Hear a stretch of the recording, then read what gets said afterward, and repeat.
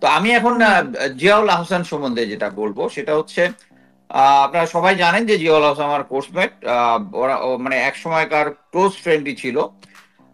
কিন্তু আমি যখন অ্যাকচুয়ালি লেখালেখি শুরু করছি সে আমাকে প্রথমে রিকোয়েস্ট ধাঁচে বলা শুরু করছে যে আমি লেখালেখি বন্ধ করি। আমি যা ওকে বলছি যে দোস্ত, পলিটিক্যাল বিলিফ আর আর ফ্রেন্ডশিপ কিপ ইট সেপারেট। সে এটা রাখতে চাইলো না, সে আমার রিটায়ারমেন্টের বেনিফিটটা বন্ধ করে দিল, আরো অনেক কিছু করলো। দেন অ্যাকচুয়ালি আমার ভিতরে যে একটা ইয়া ছিল যে ফ্রেন্ডশিপ কোড, যে এটা আমি ব্রেক করব না, তখন দেখলাম সে যেহেতু আমাকে অলরেডি অ্যাটাক শুরু করেছে, so I can open, so I was free from everything. তখন আমি লেখা শুরু করেছি। বাট ওর ক্যারেক্টারিস্টিক্স আমি যেটা জাজ করি সেটা হচ্ছে আহ, ও স্যার হক স্যার যেটা বললো, মাথায় কিছু নাই স্যার, আমিও কমান্ড, আমার দিলেও মাথায় কিছু নাই স্যার। ওর মাথায় ওই দিকটা কিছু না থাকলেও যেটা হয় সেটা হচ্ছে ও এই যে আহ, আমি যেমন বেসিক ইন্টেলিজেন্স কোয়ালিফাইড, আমি এখানে অনেক চাকরি করেছি, আমার অভিজ্ঞতা আছে, আমার লং ইন্টারোগেশনের এক্সপিরিয়েন্স আছে। এই জিনিসগুলো খুব ভাইটাল এই ধরনের কাজের জন্য। But Ziaul Ahsan from his job, সে এই জিনিসটা এটা তার বাই বন্ড তার ভিতরে ইনবিল তার ভিতরে আছে। আমি তাকে অ্যাকচুয়ালি ইন্টারগেশন করতে দেখছি। আমি যখন আর্মি সিকিউরিটি ইউনিটে ছিলাম, একটা আর্মির কেসে দেখতেছি ও ইন্টারগেশন করতেছে, আমি দেখলাম যে সে এক্স্যাক্টলি আমি যেভাবে করতাম, মানে as per the rules and regulation, next question কি হবে আমি মেন্টাল ইয়ে করতে, সে ওইটাই করতেছে। মানে এই ব্যাপারে তার কোনো মানে যে তাকে হালকাভাবে নেওয়ার কিছু নাই। He is truly professional on this. এবং এই কারণেই যখন এই যে রেজানুর স্যারের কথা যেটা বললো, তারপরে আরেকজন নানক ছিল, তার একজন মেন্টর, মানে তারা যখন দেখলো যে a military officer with no remorse, তার মধ্যে কোনো অপরাধ বোধ নাই, তাকে ইউজ করার জন্য ইয়ে করলো। বাট তার ভিতর যেটা আছে মানে আহ, আম্মা আমরা যখন এক ধরনের মানুষ আছে, সে হচ্ছে আমরা সবাই সাহসী, সেও ফ্রি ফলার, সেও সাহসী, কিন্তু তার ক্যারেক্টারিস্টিক্স এর ইনসাইড যেটা আমি দেখেছি যে অনেকে আছে, আমরা যখন একটা প্রোটেক্টেড সিনারিওতে, মানে আমি যখন একটা আহ, আইন শৃঙ্খলা বাহিনী, আমি তখন যারা দুর্বৃত্ত বা তাদের উপরে আমি ফুল মাইট নিয়ে যখন দিব, আমি খুব সাহসী। বাট আমি কিন্তু এটা যদি রিভার্স হয়, আমার সাহসটা নাও থাকতে পারে। আমার এক্সপিরিয়েন্স থেকে বলছে, আমি মনে করি সে ওয়ান অফ দোজ। আমি তাকে যখন প্রথমে আপনারা সবাই জানেন এয়ারপোর্টে সে একবার চেষ্টা করেছিল পালিয়ে যেতে, যখন এটা পারে নাই, যখন তাকে নিয়ে আসছে, still he was using his phone. তখন আমরা বিভিন্ন টক শোতে প্লাস মিলিটারি বিভিন্ন সোর্সে বলতেছিলাম যে সে কেন ইউজ করতেছে, এবং ফোনগুলো ইউজ করেই দেশের যে বর্তমানে যে আহ, একটা কাউন্টার কুপ যে কর্নার শুনতেছিলাম, এবং প্রত্যেকটা জেনারেল যারা এটা আওয়ামী লীগ পন্থী ছিল, তারা কিন্তু এই সাহসেই কিন্তু তারা অ্যাকচুয়ালি আবার সরকারকে টপল করার একটা ইয়া করতেছিল। যখনই এই ইম্পর্টেন্ট লোকগুলাকে চেঞ্জ করা হয়েছে, সাথে সাথে কিন্তু, এবং তার ফোনগুলো অফ হয়েছে, তাহলে কিন্তু দেশের সিচুয়েশনটা একটু স্টেবল হয়েছে। তো জিয়া যেটা মানে আমি জিয়াকে যেটা মনে করি যে তাকে এখন অ্যারেস্ট করা হওয়ার পরে তার কাছে তার বাসায় $2 মিলিয়ন পাওয়া গেছে, ক্যাশ। ক্যাশ। প্রথমে আমি এটা মঙ্গলবার দিন, তখন তার বাসা নক্ষত্র থেকে বিল্ডিং এ তার জিনিসপত্র যখন ইয়াতে জলশিরা আবাসনে তার ফ্ল্যাটের মধ্যে শিফট করা হয়, তখন পাওয়া গেছে। এবং এইটা আমি ওই দিন কাউকে বলি নাই, কারণ আমার তো আরেকটা সোর্স থেকে কনফার্ম করতে হবে। আমি গতকালকে অ্যাকচুয়ালি কনফার্ম করেছি 2 মিলিয়ন। তার মানে হচ্ছে ওর কাছে এখন টাকা আছে। টাকা আছে শুধু এক জায়গায় না, ওর ওখানে আরো কিছু ডকুমেন্টে পাওয়া গেছে বিদেশে কার কাছে সে কত টাকা পাঠাইছে, এটারও একটা মানে লিস্ট আমি শুনেছি। এখন আমি কাকে কাকে পাঠাইছি এই এখন কিছু বলতেছি না, বাট আমি যেহেতু এই ব্যাপারে খবর রাখতেছি। বাট আমার এখন যেটা ধারণা হচ্ছে, ও হচ্ছে একটা ইনফরমেশনের ডিপো। মানে বাংলাদেশে যত র অপারেশন আছে, র অপারেটিভ আছে, আমি একজন র অপারেটিভকে জানি যে আমাকে রিক্রুট করতে চাইছিল আমি যখন মিশনে ছিলাম।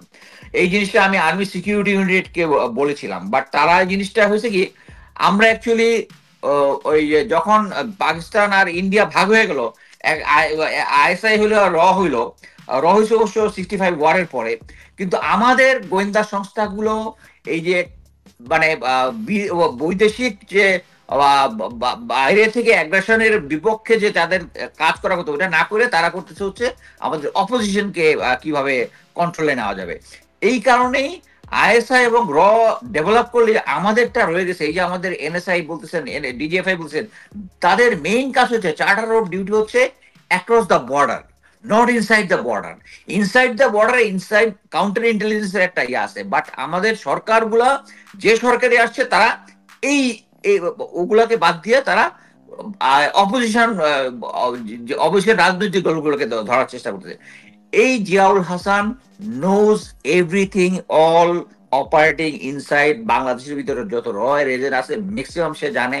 কিছু লোকজন আছে তার, মানে আমার কাছে প্রুফ আছে, তার এনটিএমসির মধ্যে কাজ করতেছে। আপনারা জানেন যে এই যে যে জিনিসগুলা, এই যে এনটিএমসির যে মেশিন, যে ইয়াগুলা ইকুইপমেন্ট গুলা ইসরায়েল থেকে কিনেছে, এই এই জিনিসগুলার যে ডাটা যায়, একটা মানে জুলকারনাইন স্যার একটা শেয়ার করেছে যে এই ইনফরমেশন গুলা ইন্ডিয়াও ওখান থেকে ডাউনলোড করতে হয়। এখান থেকে যা মূল কথা হচ্ছে, একটা জিনিস চিন্তা করে দেখেন, আমাদের রাজনৈতিক প্রতীক হোক আর যাদেরই হোক, রাজনৈতিক যারা বিএনপির হোক, জামাত হোক, ইয়া হোক, এদের টেলিফোন কনভারসেশন যা কিছু এগুলো সবকিছু ইন্ডিয়ার হাতে আছে। মানে ওরা ডোমিনেশনটা কেন করতে পারে? কারণ এই জিয়ার মাধ্যমে, এনটিএমসির মাধ্যমে তারা সবকিছু করতে পারে। আপনারা শুনে অবাক হয়ে যাবেন যে জিয়ার বাসায় যখন রেড হয়, সেখানে একটা এনটিএমসি যে ট্র্যাকিং এর যে একটা মেশিন অনেকগুলো কিনেছে, একটা জিয়ার বাসায় সেট করা ছিল। মানে সেই ইচ্ছা মতো যাকে যখন ইচ্ছা তার ফোন কল রেকর্ড করতে পারতো। এবং সিস্টেমটা এমন যে ইন্ডিয়া থেকে ডাউনলোড করতে পারে জিনিসগুলো, এবং রয়ের এজেন্ট তার অফিসে আছে, আপনি ডিউটি রোস্টারের মধ্যে ওখানে নাম আছে।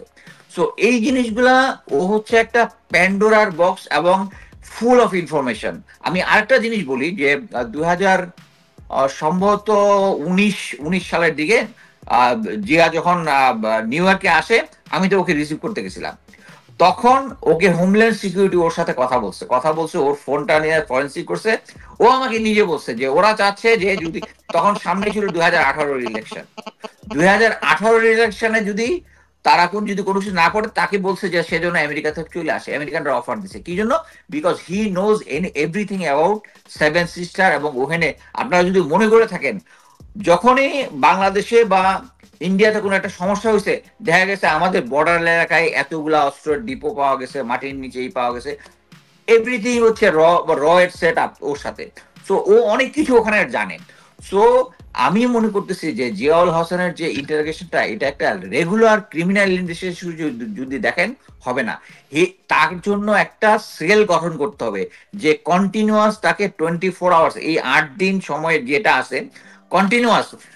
অনেকেই বিশ্বাস করেন যে যখন ইন্টারোগেশন হয়, মানে মাইট দেওয়া হচ্ছে, মাইট দিলে তাড়াতাড়ি কথা বলবে, জিয়া মাইট দিলে কথা বলবে তা না।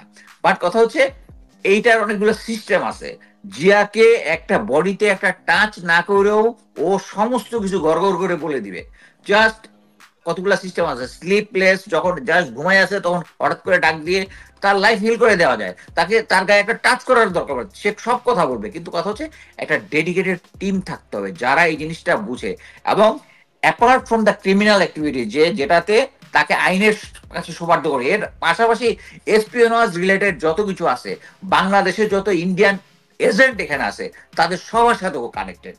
এই জিনিসগুলা যদি সরকার যদি বুঝে, আমি মনে করি যে একটা ডেডিকেটেড টিম তার এটা এগেইনস্টে লাগাইতে হবে। আদারওয়াইজ এরকম একটা গোল্ড মাইন, আমি বলবো যে গোল্ড কি ডায়মন্ড মাইন, আমি বলবো যে ইন্ডিয়া আমাদেরকে যত কিছু করেছে সবকিছুর ইয়া হচ্ছে ওর কাছে। এবং ওই ইনফরমেশনটা করার জন্য আমি সরকারকে রিকোয়েস্ট করব যে একটা আলাদা ডেডিকেটেড টিম করতে, এবং এই সমস্ত কিছু লগ ইন করতে। এবং প্রতিটা জিনিস এখন ইন্টারগ্রেশনের সিস্টেম ইয়া হয়ে গেছে, প্রতিটা জিনিস ভিডিও হয়। আমাদের সময় সবগুলো হাতে রেখে আমরা ইন্টারভিউশন রিপোর্ট ইয়া করতাম। সো আমি মনে করি যে এই সিচুয়েশনটা ইয়া করার জন্য এর মধ্যে আরো একটা ইয়া আছে, সেটা হচ্ছে আমরা প্রথমে ভেবেছিলাম যে হয়তোবা ও আওয়ামী লীগের হাতেই মারা যেতে পারে, কারণ ওরা জানে হচ্ছে সরকারের যত কিছু আছে, এই যে বক্সার যেটা বললো যে সে সবার সবকিছু রেকর্ড রেখেছে। বাট একটা জিনিস, তাকে এই সরকার মারবে না। আমার এইটার ডিরেকশনটা কেন আসছে, কারণ তখন সরকার চেয়েছে সে বিদেশ চলে যায়। সে তাকে অ্যাকচুয়ালি এটার পিছনে গভর্নমেন্ট অর্গানাইজেশন গুলো ছিল, তাকে এয়ারপোর্টে যখন নিছে, আপনারা সবাই জানেন, তখন আমি একটা লাইভ যখনই হাফ এন আওয়ার আগে আমি খবর পেয়েছিলাম, আমি লাইভ করেছিলাম। ইভেন এয়ারপোর্টের কর্মীরাও তারা অংশ নিয়ে যখনই দেখেছে যে সবাই এই চোখটা এদিকে আসছে, সাথে সাথে তাকে আবার তাকে ক্যান্টনমেন্টের ভিতরে নিয়ে আসছে। এবং নিয়ে আসার পরে যখন তাকে আবার ওই যে যে সে যেটা বললো তাকে আয়না ঘরে রাখছে, actually it is called JIC, joint interrogation cell. তখন সে প্রথমে যে কথাটা বলছে এটা হচ্ছে তার যে আসল ভয় যেটা তখন আসছে আর কি। তখন বলছে মানে আমি যেটা শুনছি হামিদ স্যারকে এসে বলছে, স্যার যত যাই করেন আমাকে পাবলিকের কাছে ছেড়ে দিয়ে না, মানে মানে বলছে যে মব জাস্টিসের মধ্যে ছেড়ে দেন না। জিনিসটা হচ্ছে এইটা হইলে একটা মানে মব জাস্টিস হইলে তখন দেখা যাবে একটা মানে কারো কোনো রেসপন্সিবিলিটি থাকলো না। বাট সরকার যদি তাকে মানে রাজসাক্ষী বানায় তাহলে সবচেয়ে বেশি লাভবান হয়। আদারওয়াইজ তাকে মারবে না, কিন্তু যদি মারে মানে মেরেও ফেলে তাহলে দেখা যাবে যে সে বিভিন্ন লোকজনের কাছে বা বিদেশের বিভিন্ন জনের কাছে সে টাকা পাঠাইছে, এটারও একটা লিস্ট তার কাছে পাওয়া গেছে যে কার কাছে কত টাকা পাইছে, এবং যত ইনফরমেশন 2-3টা সোর্সে বিভিন্ন জায়গায় আসছে, এবং তাকে যদি মেরে ফেলা হয় তাহলে ওই ইনফরমেশন গুলা সার্ফেস করবে। এই জিনিসটাও সরকার মানে আওয়ামী লীগ রেসপন্সার যারা আছে তারা জানে। তো আমি মনে করি এখন যে যে সেলটা হচ্ছে যারা ইন্ডিকেশন করতেছে এই সমস্ত জিনিসগুলো বিবেচনায় নিয়ে একটা সিস্টেমেটিক ওয়েতে তাকে ইন্টারগ্রেশন করে সমস্ত ইনফরমেশন তার কাছে আউট করতে পারে। ধন্যবাদ।